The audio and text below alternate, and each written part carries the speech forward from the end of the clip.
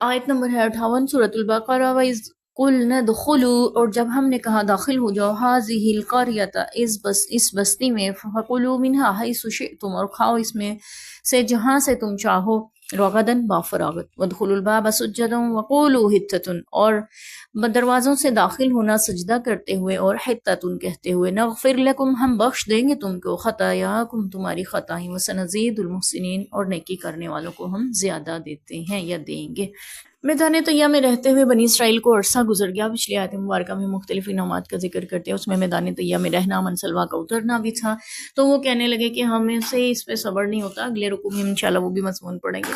تو اللہ تعالیٰ نے فرمایا ٹھیک ہے، تم سعد کی بستی میں چلے جاؤ اور وہاں پہ جاؤ، جہاد کرو، اور شہر میں جب داخل ہو تو سجدہ کرتے ہوئے داخل ہونا، اور حطۃ کہتے ہوئے، ہم تمہیں بخش دیں گے، تمہاری خطائیں معاف کر دیں گے۔ تو بنی اسرائیل کو جب یہ حکم ہوا کہ تم نے یہ سب کچھ کہتے ہوئے داخل ہونا ہے، اب یہاں پہ ہے، ہمیں باقی بات کی تو سمجھ آ رہی ہے کہ تمہیں وہاں پہ فراغت وافر ملے گا، سب کچھ تم اگاؤ، وہاں پہ جاؤ، کماؤ اور کھاؤ جو تمہارا دل چاہتا ہے، تو وہ تمہیں روزی میسر آ جائے گی جو چاہتے ہو۔ اور جب شہر کے دروازوں سے داخل ہوں، شہر کے گرد فصیل ہوتی تھی، چار دیواری جس کو کہتے ہیں، ایک بڑی چوڑی بنائی جاتی تھی فصیل حفاظت کے لیے شہر کی، اور اس میں دروازے رکھے جاتے تھے جس میں داخل یا خارج ہونے کے لیے شہر میں۔ تو بنی اسرائیل کو حکم ہوا کہ جب وہ شہر میں داخل ہوں تو سجدے کرتے ہوئے، یعنی اللہ کو شکر بجا لاتے ہوئے، سجدہ کرنے سے مراد بعض یہ لے ہیں کہ جیسے سجدہ کیا جاتا ہے زمین پر پوری طرح جھک کر، ویسے، یا بعض کے نزدیک یہ ہے کہ ان کی شریعت میں سجدہ ویسے نہیں ہے جیسے ہماری شریعت محمدیہ صلی اللہ علیہ وسلم میں ہے، بلکہ ان کی شریعت میں سجدہ یہ ہے کہ اپنے سر کو جھکاتے ہوئے، عاجزی اختیار کرتے ہوئے، اللہ کی فرما برداری کرتے ہوئے، اس طرح سے شہر میں تم داخل ہوگے اور اپنی نظروں کو، اپنی سر کو جھکائے ہوئے داخل ہوگے، اور تو اکڑتے ہوئے داخل نہیں ہوگے۔ جب اللہ تمہیں فتح دے گا تو تم پھر اس میں داخل ہونا، اور حطۃ کہنا۔ حطۃ کیا ہے؟ ہم تمہاری خطائیں بخش دیں گے اگر تم ایسا کرو گے۔ تو یہاں پہ حطۃ کا معنی، اس کو ہم اس کا لفظی معنی ہم کرتے ہیں کہ بخشش مانگتے ہوئے۔ دراصل یہ کوئی لفظ ایسا نہیں ہے جس کے معنی یہ ہوتے ہوں کہ بخشش مانگتے ہوئے داخل ہونا، جیسے ہم تعوذ، اعوذ باللہ من الشیطان الرجیم کو کہتے ہیں، اس کا نام ہم نے دیا ہوا ہے، اور تسمیہ بسم اللہ الرحمن الرحیم کو، اسی طرح جو نماز میں شروع کرنے کی دعا ہم پڑھتے ہیں، ثنا اس کو ہم کہتے ہیں۔ تو یہ اسی طرح یہاں پہ بھی کہا جاتا ہے کہ حطۃ سے مراد کوئی ایسی دعا، کوئی بخشش کے ایسے الفاظ تھے جو وہ دہراتے تھے یا انہیں دہرانے کا حکم دیا گیا تھا، تو اس کا نام حطۃ رکھا گیا تھا۔ تو پھر اللہ نے فرمایا کہ ہم تمہیں بخش دیں گے، جیسے اعوذ باللہ کا بسم اللہ کا نام رکھا گیا ہے، تو ایسے ہی پھر ہم تمہاری خطائیں بخش دیں گے، ہم نیکی کرنے والوں کو زیادہ دیں گے۔ یہاں پہ دو باتیں پتہ چلی کہ ایک تو تم بخشش مانگتے ہوئے داخل ہوگے، دوسرا سجدہ کرتے ہوئے داخل ہوگے، یعنی فرمانبرداری اختیار کرتے ہوئے داخل ہوگے، اور دوسرا یہ ہے کہ جو گنہگار ہیں ان کی خطائیں معاف کر دیں گے، اور جو ہیں ہی نیکوکار، بنی اسرائیل میں نیک بھی بہت تھے، انبیاء اکرام بھی انہیں میں مبعوث ہوئے، تقریباً 24,000 کے قریب جتنے بھی انبیاء حضرت ابراہیم علیہ السلام کے بعد آئے، یعنی حضرت ابراہیم علیہ السلام کے بعد حضرت اسحاق کی نسل سے ہی باقی انبیاء، حضرت اسماعیل علیہ السلام اور کی نسل سے ہمارے نبی پاک صلی اللہ علیہ وسلم دنیا میں تشریف لائے، اور اسحاق علیہ السلام کی نسل سے حضرت یعقوب علیہ السلام پیدا ہوئے، اور انہی سے باقی سارے انبیاء اکرام مبعوث ہوئے بنی اسرائیل سے، یعنی کہ پیدا ہوتے ہوئے آئے، تو انہی میں آئے۔ تو نیک لوگ بھی تھے بنی اسرائیل میں، صلحاء بھی تھے، شہداء بھی تھے، صالحین بھی تھے، مصادقین بھی تھے، صدیقین بھی تھے، ہر طرح کے نیک لوگ بھی موجود تھے۔ تو اللہ نے فرمایا جو نیک ہیں ان کو ہم زیادہ اجر دیں گے، بڑھا چڑھا کر عطا فرمائیں گے۔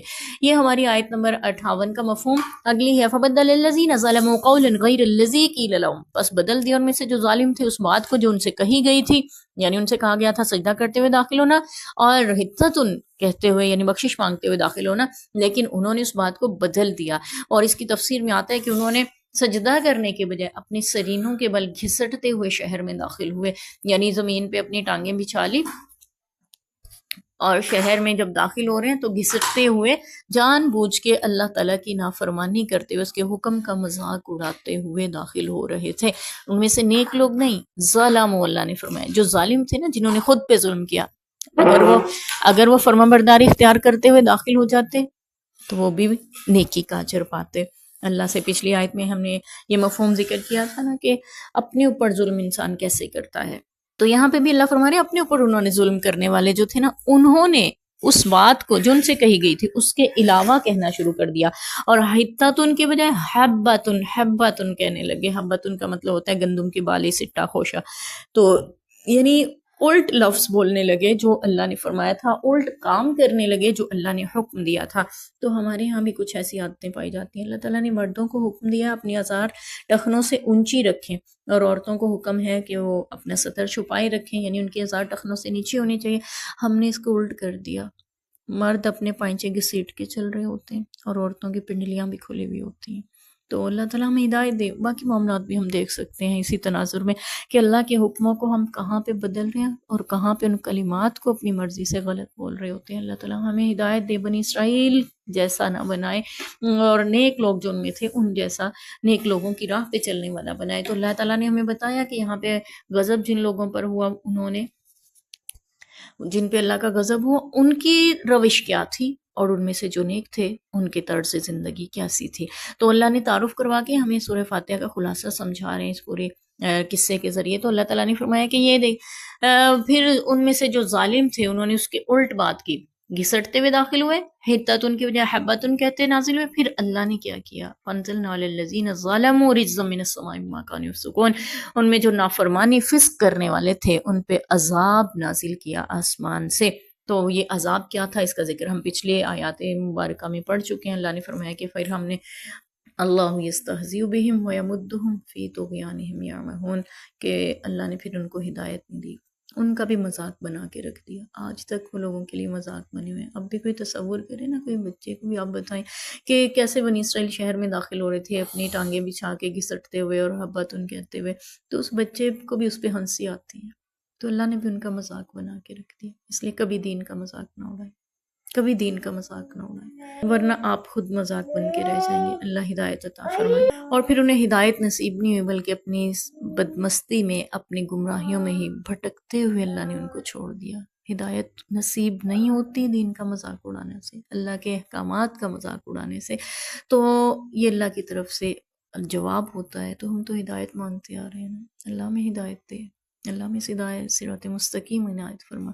ان لوگوں کے راستے پہ چلا جن پہ تو نے انعام کیا، ان کا نہ دکھانا جن پہ تیرا غضب ہوا اور جو گمراہ ہوئے۔ تو یہاں پہ اللہ نے ہمیں ان کا بھی تعارف کروایا، ان میں جو غضب والے تھے اللہ نے ان پہ عذاب رجز نازل کیا، عذاب نازل کیا ان کی نافرمانیوں کے سبب۔ اللہ ہمیں نافرمانی سے بچائے، ہدایت کی راہ دکھائے اور اس پہ چلنے کے لیے استقامت عطا فرمائے، آمین۔